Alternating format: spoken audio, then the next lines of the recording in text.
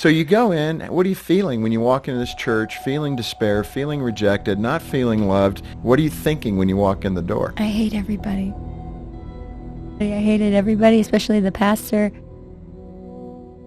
What happened in that church service that got your attention?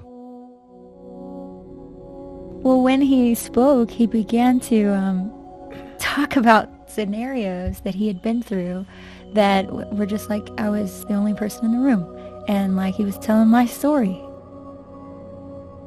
He talked about different families and the struggles they went through. He talked about the kids, feeling isolated and having to take on more responsibility than they need. And he talked about how the violence that happens in those situations and how they become, they feel alone and misunderstood.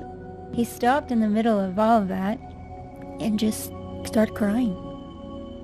And that was really impactful to me because I never saw, to see someone be sad, to weep over someone they don't know and to weep over someone who despairing of life. Even just seeing him weep resonated with me. Like, do you cry? Like, do you have pain in your life? Like, I will listen to you if I know that you can understand that that's how I feel, know? And so for him to weep stopped me and made me listen. He stopped talking, just weeping, and everybody's listening. And you can feel some people are embarrassed and it's uncomfortable. And he says, finally he's wiping his tears. He says, "There's a suicidal spirit in this room." He just says that. And it was just total silence. And everybody realized, you're crying because you feel like a sense that there's somebody here who wants to take their life. And I was like,